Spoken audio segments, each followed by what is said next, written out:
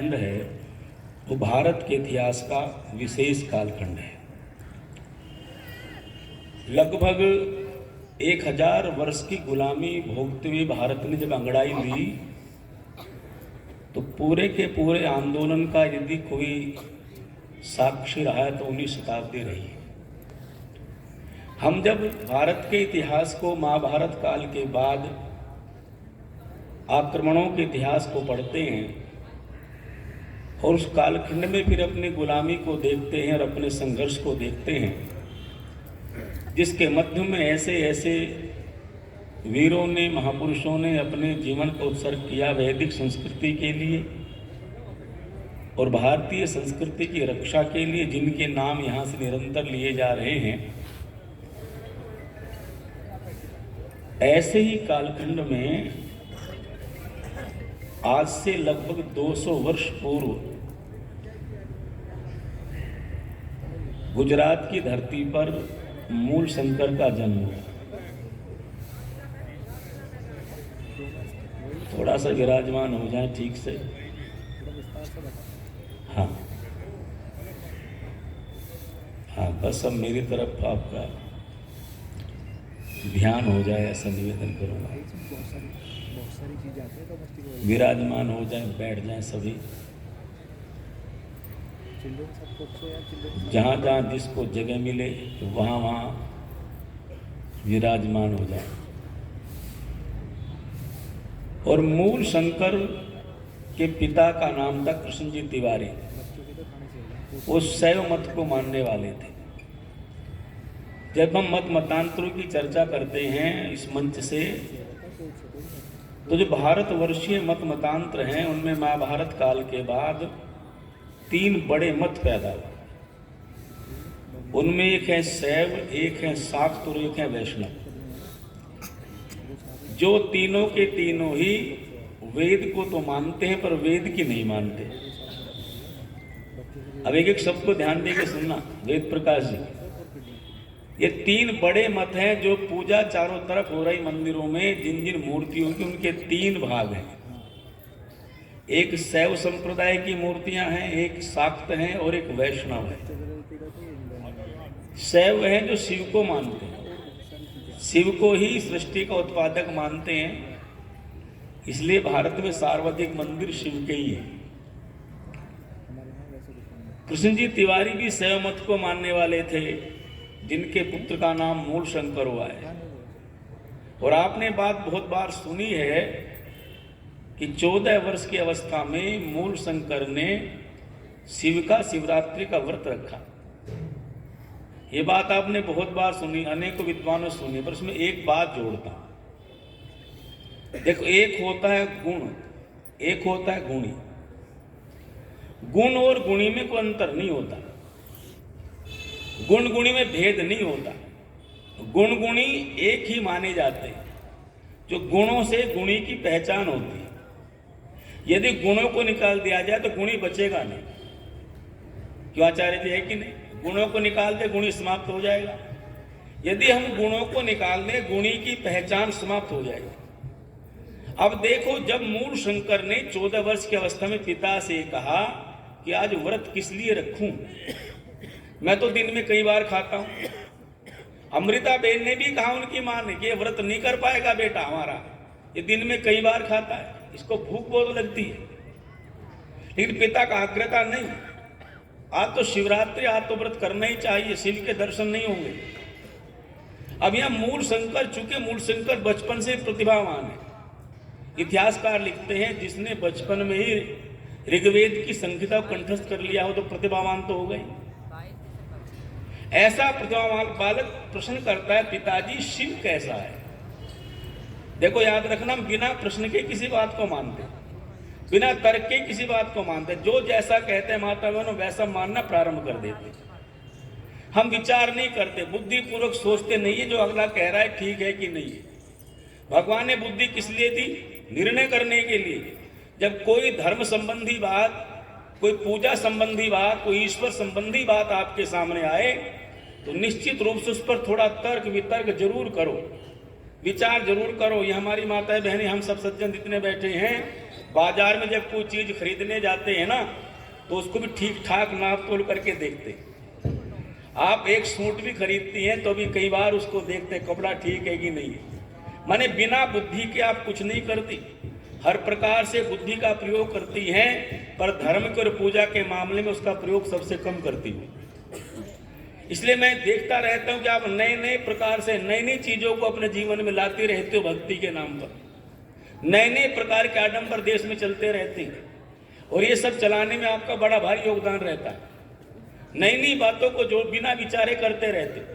पर यह मूल शंकर ने प्रश्न किया, पिताजी मैं जिस शिव का व्रत करना चाहता हूं किस प्रकार का है। ध्यान देना, जिसको आप पूज रहे हो उसको जान लो पहले, तब मानो।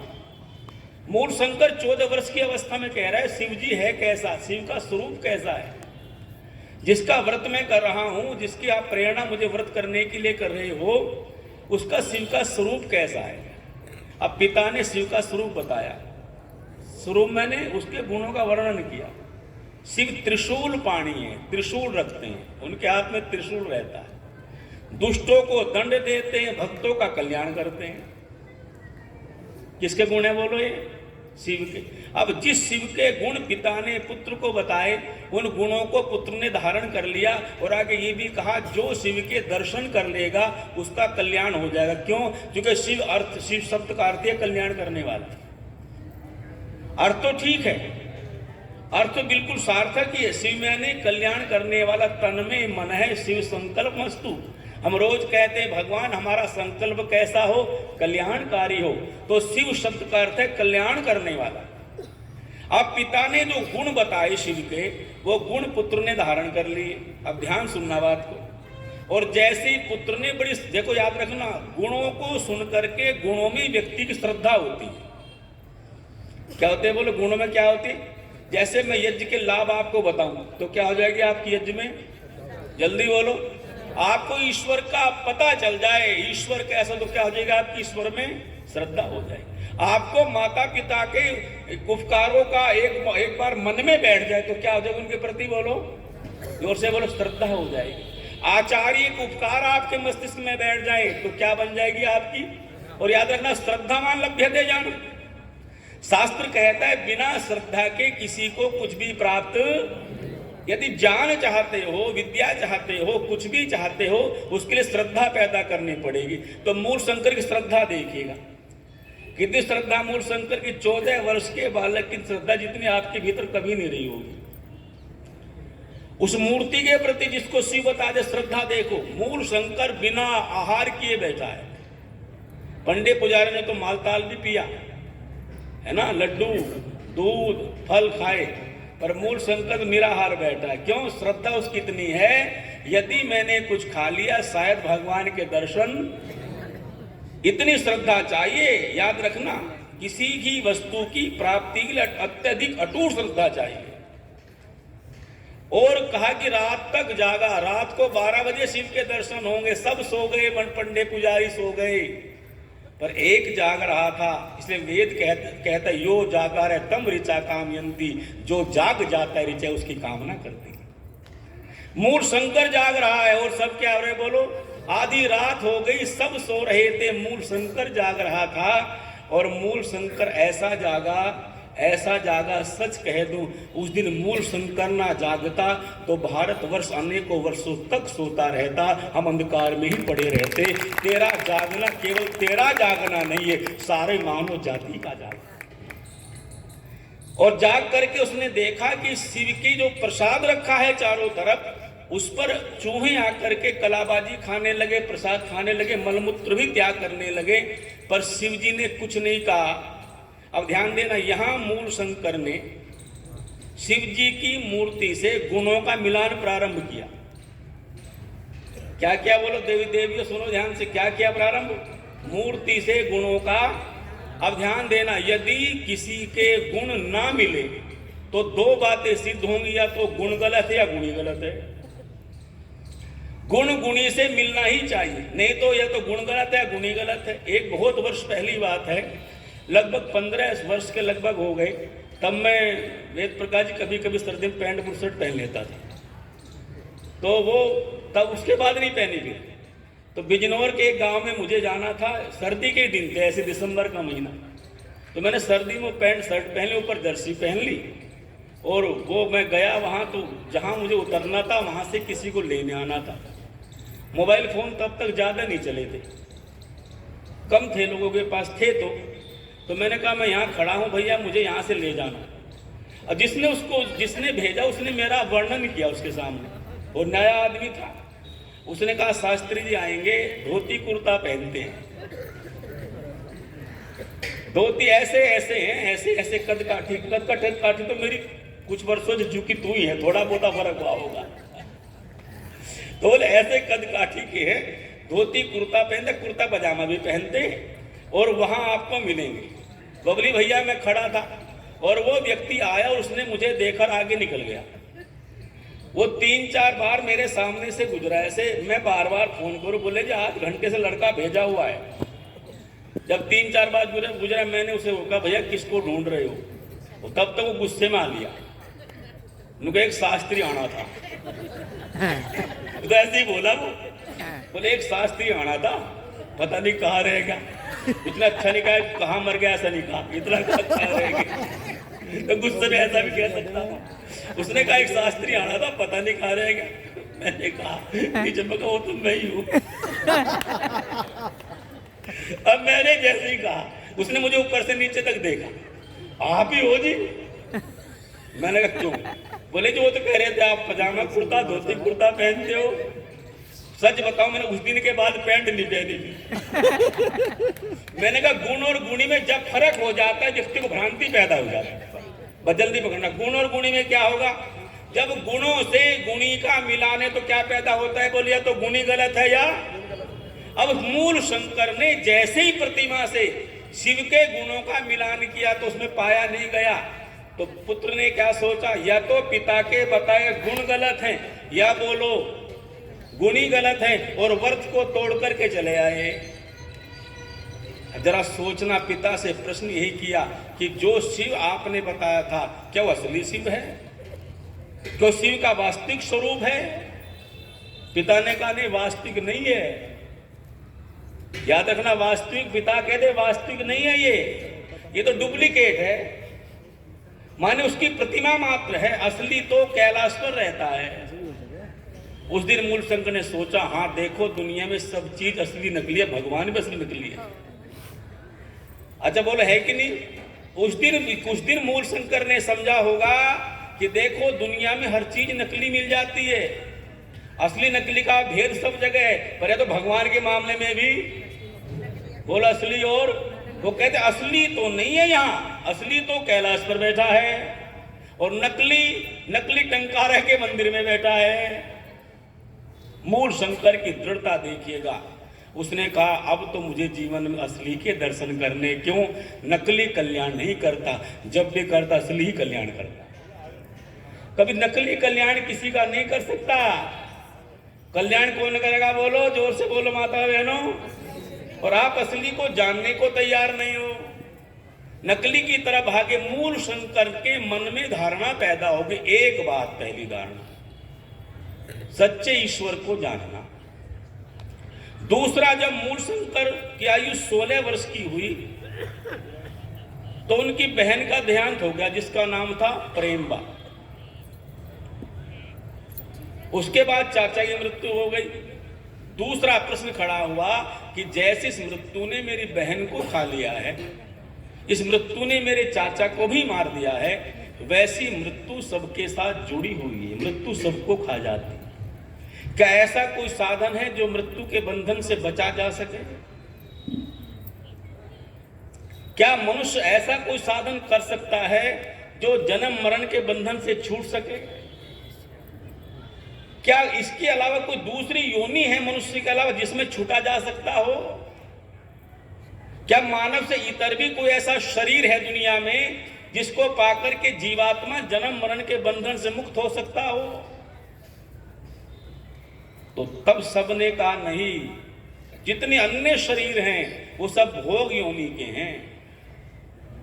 चाहे चींटी से हाथी तक कितने बड़े शरीर हों या कितने सूक्ष्म शरीर हों, मनुष्य को छोड़ करके जितने इतर योनियां हैं उन योनियों में जीवात्मा मनुष्य जन्म में किए गए कर्मों के फल को तो भोगता है, ना नए कर्म संचित कर सकता है, ना मुक्ति का साधन कर सकता है। फिर पता चला, ध्यान देना, संसार में जन्म मरण के बंधन से छूटने के लिए एक ही नौका आपको मिली है, जिसका नाम मानव का शरीर है। इसके अलावा तो कोई नहीं है। पर जब ये मानव का शरीर प्राप्त हुआ, जब ये नौका हमें प्राप्त हुई, जिसके बारे में वेद ने कहा चक्रानव द्वारा देवानाम पुरयोधा, जब ये दैवी नौका, जब ये दिव्य नौका मनुष्य को प्राप्त हुई, जीव को प्राप्त हुई, तभी कामनाओं ने आकर के इसको घेर लिया। इसलिए उर्दू के शायर ने लिखा, फूल चुनने आया था बागे हयात में, फूल चुनने आया था बागे हयात में, दामन को खार जार में लिपटा के रह गया। मानव का तन मिला उद्देश्य की पूर्ति के लिए। जीवन के दो उद्देश्य मूल शंकर के सामने खड़े हैं। एक है सच्चे परमात्मा को जानना, और दूसरा बोलो मृत्यु के बंधन से, जिसको आप रोजाना कहते हो मंत्र में, त्र्यंबकम यजामहे सुगंधिम पुष्टिवर्धनम उर्वा रुक्मी बंधनान मृत्योर मोक्षये। क्यों? क्योंकि मृत्यु का बंधन तो सदा बंधा हुआ है। और हम जितने यहां बैठे हैं, हम में से एक भी ऐसा नहीं जो पहली बार दुनिया में जन्म लेकर के आया।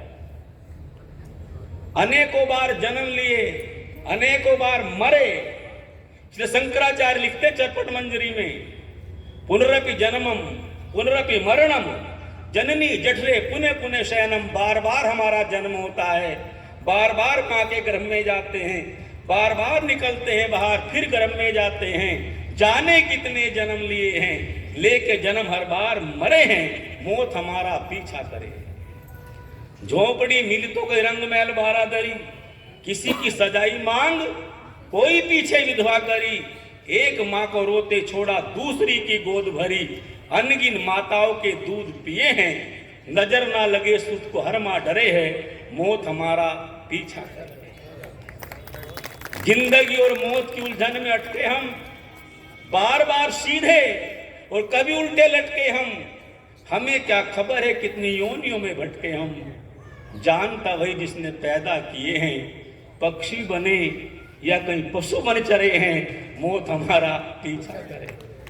कितनों को मारा हमने, कितने हमको मार गए, कितनों से हारे हम, कितने हमसे हार गए। इसी हार जीत में कर जीवन बेकार गए। मर के जिए हैं, जी जी के मरे हैं, अटके भंवर में नहीं पार करे हैं, मौत हमारा। लिखा मृत्यु योपयंतो पदे पदे। जन्म है तो जन्म के साथ क्या जुड़ गई बोलो? जन्म का सुख तो साथ मृत्यु का दुख। इसलिए संसार में याद रखना, संसार में जन्म से ही दुख है। दुख जन्म प्रवृत्ति दोष मिथ्या ज्ञान सूत्र है ये न्याय दर्शन का। जन्म से ही दुख, जन्म हुआ दुख प्रारंभ, मृत्यु का दुख साथ लगा है। गर्भ में मृत्यु हो जाए, गर्भ के बाहर आने पर मृत्यु हो जाए, थोड़ा बड़ा होने पर हो जाए। मृत्यु को साक्षात देखा मूल शंकर ने और भय हुआ मृत्यु के बंधन से छूटना है। दो उद्देश्य हो गए। मैं समझते हैं उद्देश्य केवल मूल शंकर के जीवन के नहीं है, ये प्रत्येक मनुष्य के जीवन के। हमने जन्म किस लिए लिया? किस लिए जन्म लिया? मृत्यु के बंधन से छूटने के लिए। और ये कब होगा? तो वेद मंत्र कह रहा है, वेदा है मेतम पुरुषम महानतम। उस महान पुरुष को जाने बिना संबंध, मृत्यु का बंधन छूटने वाला, बस परमात्मा को जानना, मृत्यु से छूट जाना। मृत्यु छूटना माने परमात्मा को जानना। दोनों उद्देश्य एक दूसरे से जुड़े हुए। जिसने परमात्मा को जान लिया उसका क्या हुआ? उर्वारुकमी बंधनान। देखो मंत्र कितना प्यारा। हे प्रभु, हे त्र्यंबु, त्र्यंब मैंने तीनों कालों में रहने वाली, अम्ब मैंने माता। परमात्मा को त्र्यंब मैंने तीनों कालों में रहने वाली कहा है। परमात्मा तीनों कालों में रहता है। अम्ब मैंने माता। हे परमात्मा, हे माता के समान हमारे प्रभु, हम आपसे प्रार्थना करते हैं क्या कि हमारी स्थिति कैसी जगत में। उर्वारुक, उर्वारुक मैंने खरबूजा, उर्वारुक लगा हुआ है बेल पर। और जैसे खरबूजा बेल पर लगा हुआ है, वैसे हम सब प्राणी मृत्यु की बेल पर लगे हुए हैं। भैया तुम जरा सीधे से बैठ जाओ, मृत्यु की बेल पर लगे हुए हैं। प्रभु क्या कर? बोले मुझे पक्का खरबूजा बना दे। क्या बना दे बोलो? अच्छा, पक्का खरबूजा कैसा होता है माता बहनों? पक्का खरबूजा टूटता नहीं है, छूटता है। सूक्ष्म संतर ऐसा अपने आप छूटता है। और कच्चा खरबूजा बोलो टूटता है। छूटने में आनंद है, टूटने में कष्ट है। हे प्रभु, मैं मृत्यु की बेल से टूटूं नहीं, टूटूंगा तो बार बार फिर मृत्यु की बेल पे लगूंगा। एक कृपा कर, मैं तेरे आनंद में इतना भर जाऊं, इतना भर जाऊं कि मृत्यु की बेल से छूट जाऊं सदा के लिए, फिर प्रांत काल तक मृत्यु की बेल मुझे लपेट ना सके। ऐसी कृपा मेरे ऊपर कर। मूल शंकर निकले तो इस उद्देश्य को लेकर के निकले, मुझे सच्चे परमात्मा को जानना है, मृत्यु के बंधन से छूटना है। और 21 वर्ष की आयु में मूल शंकर ने घर का परित्याग कर दिया। माता बहन, घर छोड़ दिया। और देखो, सुनो ध्यान से, 21 वर्ष की आयु में घर छोड़ा और पूरे देश में सच्चे गुरु की खोज में 15 वर्ष लग गए। लोग तो बहुत मिले, ठग बहुत है देश में। ठग, धर्म के नाम पर ठगी करने वालों को कमी नहीं है, आज भी ना पहले थी। मूल शंकर घर से निकले तो रेशमी वस्त्र पहने हुए थे। उनके पिताजी तो बहुत बड़े राजा के समान थे, तहसीलदार का पद उनको प्राप्त था। घर का बड़ा बेटा है मूल शंकर, सारी संपन्नता उसके पैरों में पड़ी हुई थी। याद रखना, जिसको परमात्मा के आनंद की प्राप्ति का चस्का लगता है ना, उसको कोई संपदा रोक कर बांध नहीं सकती। इतना सारा बंधन, परिवार का बंधन भी है, धन का बंधन भी है, और उसके जीवन में एक ही उद्देश्य है, मुझे उसको प्राप्त करना है जिसको प्राप्त करने के बाद कुछ भी प्राप्त करना शेष नहीं रहता। 21 वर्ष की आयु है उसकी, और रेशमी कपड़े पहने हुए, कानों में मोटी मोटी वो कुंडल जैसे आभूषण पहने हुए, मुर्की जिसको बोलते हैं। एक साधु मिल गए, साधु टोली, कहा कहाँ जा रहे हो बच्चा? बच्चा कहते हैं बच्चा, और बच्चे की ऐसी आदत पड़ रही है महात्माओं को, चाहे बुढ़ाओं से बच्चा ही कहें, जवान महात्मा और बूढ़े आदमी कह रहा बच्चा, ऐसी आदत पड़ी हुई है। बच्चा कहाँ जा रहे हैं? बोले भगवान की प्राप्ति करने, मुझे वैराग्य मेरे भीतर हो गया है, मुझे ईश्वर को और मृत्यु को जान करके मृत्यु के बंधन से जीतना है मुझे, इसलिए घर से निकला हूं। बोले वैरागी हो तो रेशमी कपड़े को पहने हुए हैं। कमाल का वैराग्य था मूल शंकर का, तुरंत उतार करके दे दिए। और बोले कानों में तो भी पहने हुए, निकाल करके दे दिए, ठग लेके चले गए। इसलिए आज देख लो, सब लोग कहते हैं कि धन को मत पकड़ो और धन की खूंची भरने में पड़े हुए हैं। कमाल तो सी बात है, जिसका उपदेश करते हैं उसी के पीछे पड़े हुए हैं। मूल शंकर को 15 वर्ष हो गए देवियों सज्जनों घूमते हुए, को सच्चा गुरु नहीं मिला। 15 वर्ष बाद 36 वर्ष की आयु हो गई। मूल शंकर के हरिद्वार में एक दिन बैठे हैं, आंखों में आंसू लिए हुए हैं। सामने एक साधु बैठा है जिसका नाम पूर्णानंद सरस्वती है। मूल शंकर ने इस बीच में संन्यास भी ले लिया, चाणोद में पूर्णानंद से दयानंद सरस्वती हो गए। लेकिन जिज्ञासाएं, बहुत सारे ग्रंथ पढ़ ली, योग साधना भी की, कई घंटे की समाधि का अभ्यास भी हो गया, पर फिर भी मन के सारे संशय दूर जरा बोलो नहीं हुए। और बूढ़ा साधु पूर्णानंद बैठे हैं, उनके सामने जवान साधु की आंखों में आंसू हैं। और जब बूढ़े साधु ने कहा बेटा तुम रो क्यों रहे हो, क्या तुम्हें घर की याद आती है? तो दयानंद बोले गुरुदेव, जिस दिन से घर छोड़ा था मुझे घर की याद नहीं आती। मेरे रोने का एक ही कारण है, जिस उद्देश्य को लेके मैंने घर छोड़ा था मेरा उद्देश्य पूरा नहीं हुआ। पूछा क्या उद्देश्य था तुम्हारे जीवन का? सत्य सिद्धांतों को जानना, सच्चाई को जानना, सत्य का दर्शन करना मेरा उद्देश्य था। तो पूर्णानंद एक बात कहते, सुनो ध्यान से, हे दयानंद, जब तक आर्ष ग्रंथों को नहीं पढ़ोगे तब तक तुम्हारे हृदय का तिमिर दूर नहीं होगा। गुरु जी कहाँ पढ़ाए जाते हैं?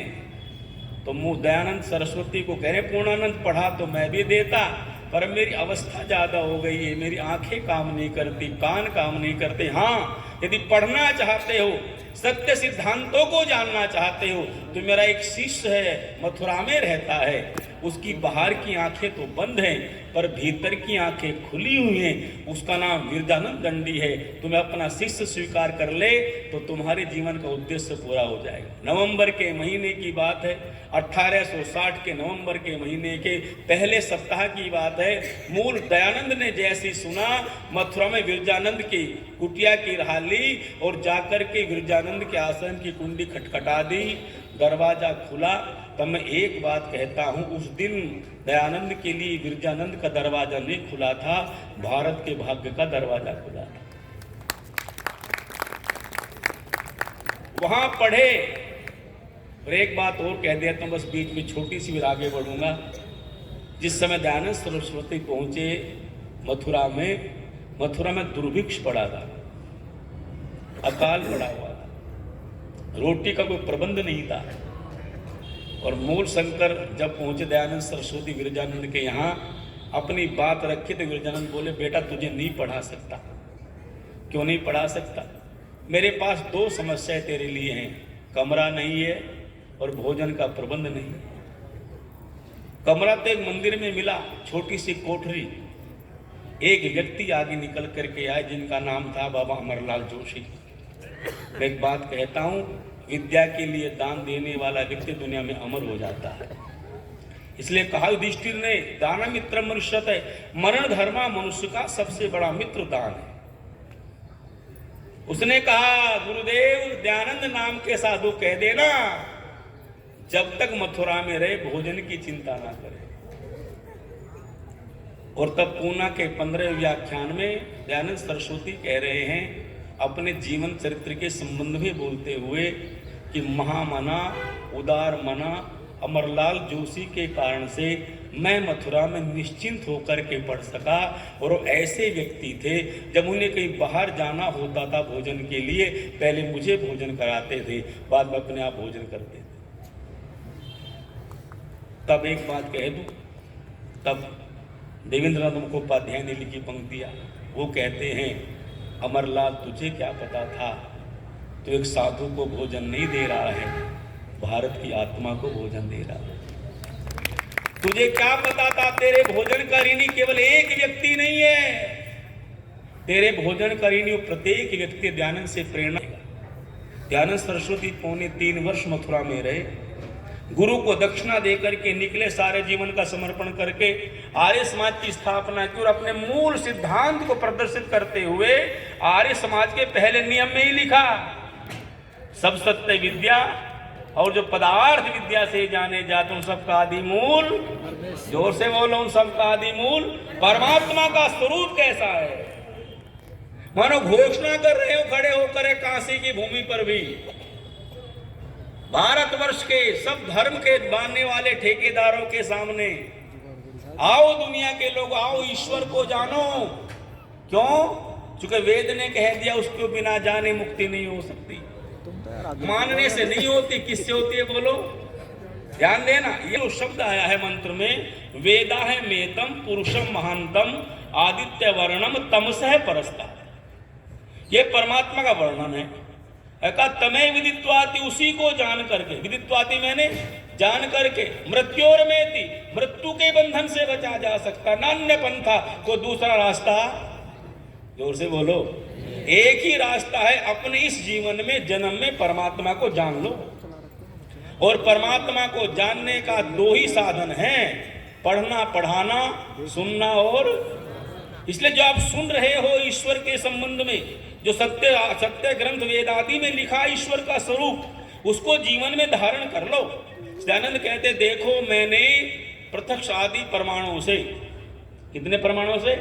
प्रत्यक्ष आदि 8 प्रमाणों से, योग दर्शन के द्वारा 3 प्रमाणों से और न्याय दर्शन के द्वारा 4 प्रमाणों से, अर्थात मैंने इन दार्शनिक प्रमाणों के द्वारा इस बात को प्रत्यक्ष भी कर लिया है और समाधि के द्वारा, बोलो, समाधि के द्वारा इनको अनुभव भी कर लिया है ईश्वर का स्वरूप कैसा है। तब आर्य समाज के दूसरे नियम में लिखा जा रहा है, एक बार बोलो, ईश्वर सच्चिदानंद स्वरूप। ईश्वर कैसा है? सत्यचित जोर से बोलो। सत्य चित, यहां तीन विशेषण एक साथ दे दिए, सत्य चित और आनंद। अब ध्यान देना, सत्य, सत और सत्य दो शब्द हैं। एक होता है सत्य, एक होता है सत्य। अब सत्य और सत्य में जरा सा अंतर है। अब ध्यान दीजिए, ये जो पेपर मेरे हाथ में, बोलो सत्य है कि नहीं, जोर से बोलो। पर सत्य नहीं है ये। सत्य मैंने है इसके अस्तित्व, पर सदा रहने वाला नहीं है। अच्छा मुझे बताओ, ये जगत जो है सदा रहने वाला है कि समाप्त होने वाला है, जोर से बोलो। इसलिए संसार में जो भी अनित्य पदार्थ हैं वो सत्य तो हैं, वो सपने के समान नहीं है, वो झूठे नहीं है। जैसे कि वेदांतियों ने कहा कि जगत सपनवत है ना, ये जगत सपनवत नहीं है, सत्य तो है पर सदा रहने वाला। क्यों? चूंकि नित्य नहीं है, अनित्य है। संसार के सब पदार्थ क्या है, बोलो अनित्य। कितने अनित्य हैं? धनानि भूमो वस्तु गोष्ठे नारिग्रह द्वारे जने शमशाने देहश्चितायाम परलोक मार्गे। धनानि धन, धन भूमि धरती कोश मकान दुकान सब, कपड़े लत्ते जेवर जेवरात सब, ये सब क्या है बोलो अनित्य। शरीर भी अनित्य। क्यों? धन भी यहीं रहेगा, शरीर भी चिता तक, मित्र बंधु भी साथ नहीं, तो क्या बचा फिर? आत्मा अकेली बची। आत्मा क्या हुआ? नित्य। दोबारा फिर सुन लो, जगत में दो ही प्रकार के संबंध हमारे हैं। एक नित्य संबंध है, फिर सुनो ध्यान से, थोड़ा बुद्धि लगा लो। एक नित्य, एक अनित्य। नित्य वह है जो सदा हो, सदा के लिए हो, सदा से हो, उसे कहते नित्य। और जो संबंध बन के बिगड़े उसे कहते हैं बोलो। अब मैं आपसे पूछूं, दुनिया के जितने संबंध हैं सदा से हैं? जोर से बोलो। सदा रहेंगे तो कैसे हुए? अनित्य। अर्थात अनित्य जितने भी हैं सब सत नहीं हैं। सत उसे कहते जो नित्य हो। और सत पदार्थ केवल तीन है। तीन ऐसे पदार्थ हैं जगत में, ब्रह्मांड में, जिनको सत कहा है। सत मैंने जो कभी नष्ट नहीं होते। एक है ईश्वर, दूसरा है जीव, और तीसरे प्रकृति। ईश्वर मैंने जगत के रचने वाला, प्रकृति मैंने जिसके द्वारा जगत रचा, और जीव मैंने हम सब प्राणी जिनके लिए भगवान ने जगत रचा। फिर सुनो ध्यान से, जैसे कुंभकार मिट्टी से घड़े को ग्राहक के लिए बनाता है, वैसे ही परमात्मा ने प्रकृति से सृष्टि को सब जीवों के भोग अपर के लिए बनाया है। इसलिए तीनों पदार्थों को अनादि कहा जाता है। अनादि कितने हुए बोलो? ईश्वर, जीव और प्रकृति। यहां सत शब्द से ईश्वर का बोधन है। अब ध्यान देना, सत में तीनों आ गए, ईश्वर भी, जीव भी, और बोलो प्रकृति भी। ईश्वर भी सत, अनादि, सदा से सदा के लिए। जीवात्मा भी सत, सदा से सदा के लिए। प्रकृति भी सत, सदा से सदा के लिए। अब तीनों सत, पर इनमें अंतर है। चित्त, चित्त कहते चेतन को। चित्त मैंने क्या है बोलो? अब आप सब जने बताओ, आत्मा चेतन है कि जड़? जोर से बोलो। आप सब चेतन है कि जड़? बोल तो दो। जड़ तो नहीं हो ना? क्या हो आप सब? चैतन्यता आपके भीतर है, तो आत्मा क्या हुई? अब ध्यान देना, प्रकृति केवल सत है, उसमें चैतन्यता नहीं है। और जीवात्मा में दो गुण है, सत और चित। जीवात्मा सत भी है, और बोलो, पर ध्यान देना, जीवात्मा चेतन है। सुनो भैया, जीवात्मा सत भी है और चित भी है, पर जीव में आनंद नहीं है। अच्छा, क्या आपके पास आनंद है? आनंद होता फिर भगवान की क्या जरूरत थी? हमारे पास आनंद नहीं है। जीव आनंद खोजता है, जीव सुख खोजता है। जब से जन्म लेते हैं और जब तक मरते किसी खोज में रहते, बोलो हम, जोर से बोलो, सुख मिल जाए। अब देखना, सुख और आनंद में थोड़ा सा अंतर है। सुख है, सु मैंने अच्छी, खे मैंने इंद्रियां, जो इंद्रियों को अच्छा लगे उसका नाम सुख है। जैसे हलवे में सुख और नीम के कड़वेपन में दुख। अब जो जीव को अच्छा लगे वो उसके लिए सुख है। इंद्रियों के द्वारा, आप ध्यान देना, फिर जीव तो जड़ है, इंद्रियों के द्वारा जो भी जीव अच्छी वस्तुओं का भोग करता है उसका नाम सुख है। फिर परिभाषा ध्यान सुनना, सब जन सावधान होकर। इंद्रियों के द्वारा जो भी अच्छी वस्तुएं, अच्छा सुनना, अच्छा सूंघना, अच्छा खाना, अच्छा छूना, अर्थात जिन वस्तुओं के, इंद्रियों के द्वारा जिन चीजों को लेकर के जीव सुखी होता है उसका नाम सुख है। पर आत्मा के द्वारा जिसको अनुभव करके जीव आनंदित होता है उसका नाम आनंद है। फिर पकड़ो बात को, इंद्रियों के द्वारा जो भी होगा वो सुख होगा, और समाधि में आत्मा को जो परमात्मा के सानिध्य से मिलेगा वो आनंद होगा।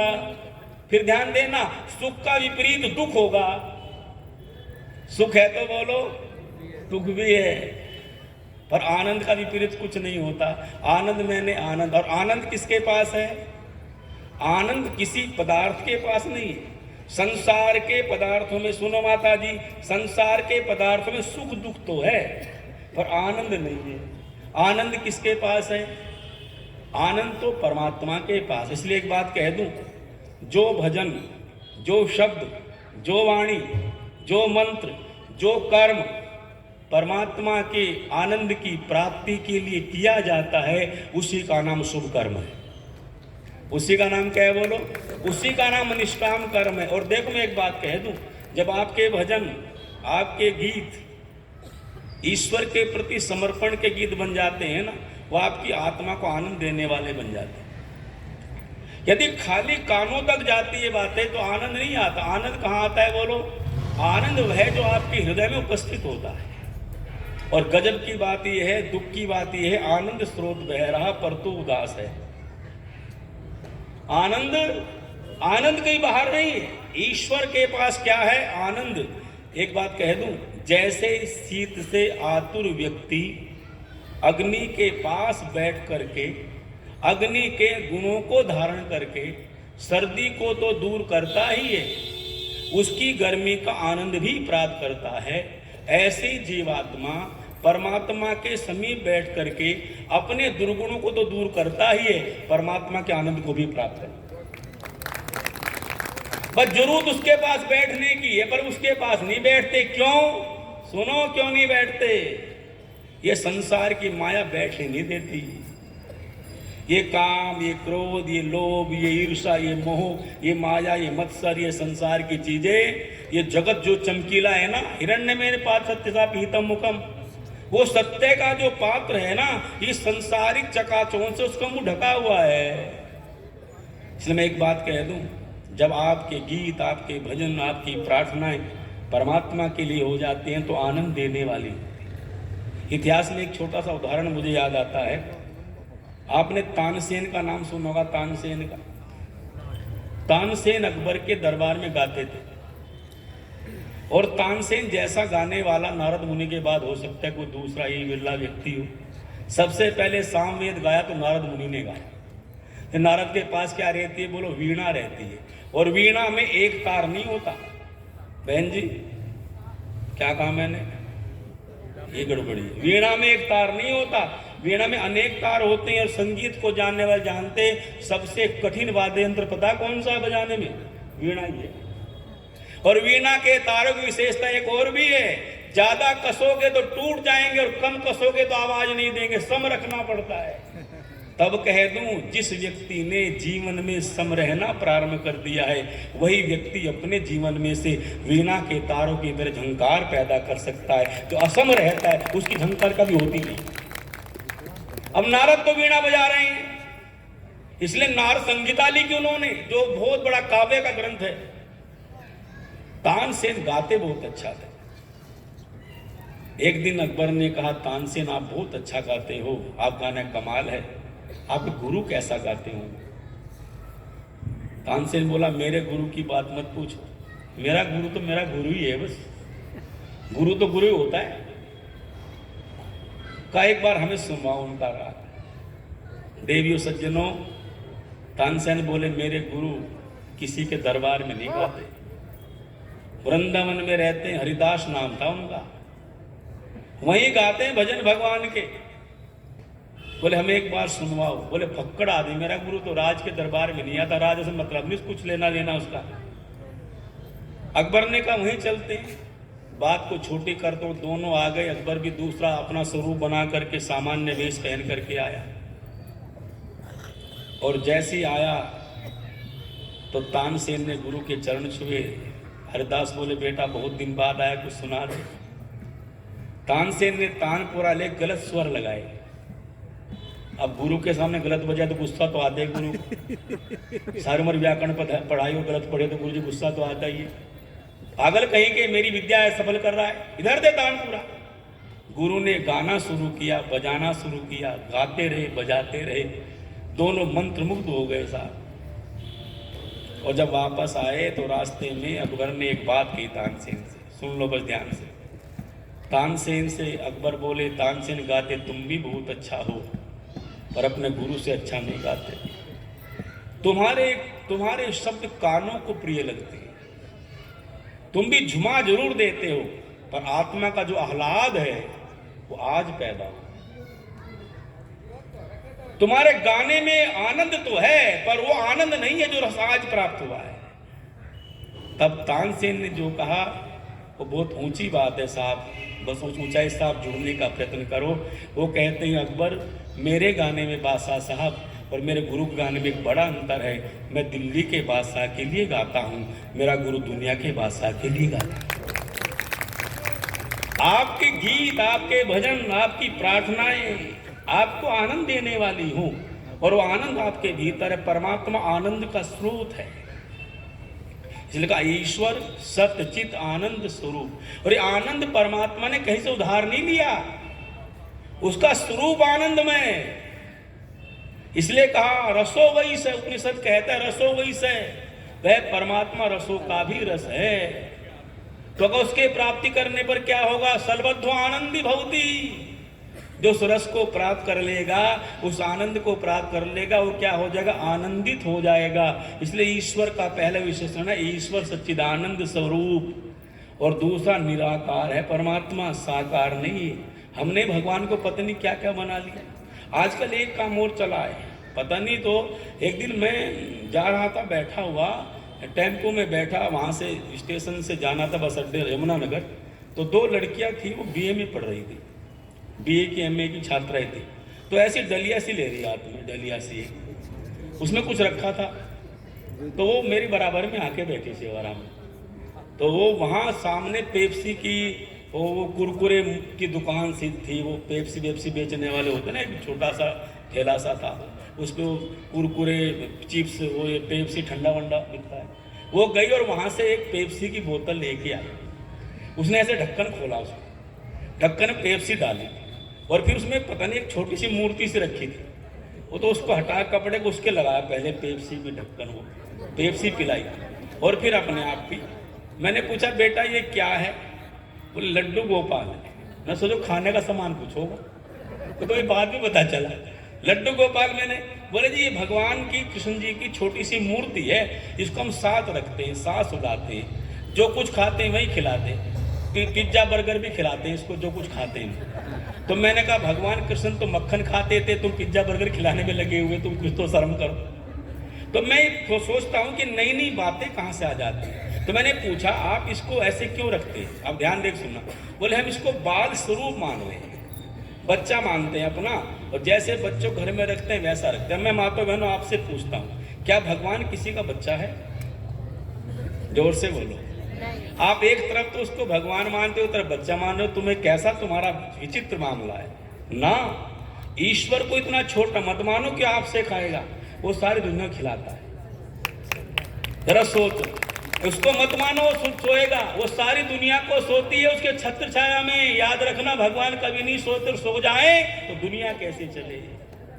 पर हे भारत के लोगों, अंधविश्वास इतने पड़ गए हो, तुम भगवान को भी सुलाने में लगे। एक आए मथुरा में, कहा जी हमें मंदिर के दर्शन करने, बड़े दूर से आए थे, 2 बज गए आते आते। तो बाके बिहारी के पुजारी बोले अब तो भगवान सो रहे हैं, क्या करें? बोलो भगवान, अरे तुम्हारा भगवान सो जाए दुनिया कैसे चले। अच्छा मुझे एक बात बताओ माताओं बहनों, आप रात्रि में सफर कर रहे हो और बस में 50 सवारियां हों ड्राइवर बस चला रहा हो और आप सब आराम से सोते नहीं सोते, बोलो किस लिए सोते हो? ड्राइवर क्या मुझे नींद आ रही है? तो सारे ब्रह्मांड ड्राइवर परमात्मा है, याद रखना। उसकी छत्र छाया में सब सोते हैं। भगवान तो पूर्ण है। पूर्ण पता किसे कहते हैं? याद रखना, तुम पूर्ण परमात्मा, तुम अंतर्यामी।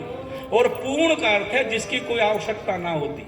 भगवान ना खाते हैं, ना पीते हैं, ना सोते हैं, ना जागते हैं, सदा एक रस ही रहते हैं, उसका नाम पूर्ण है। तो उसको इतना छोटा क्यों बना रहे हो? परमात्मा तो सर्वांतर्यामी है, सबके बाहर सबके भीतर रहता है। न तस्य प्रतिमास्ति, उसको प्रतिमा नहीं हो सकती। उसकी मूर्ति कौन बना सकता है? बताओ मुझे।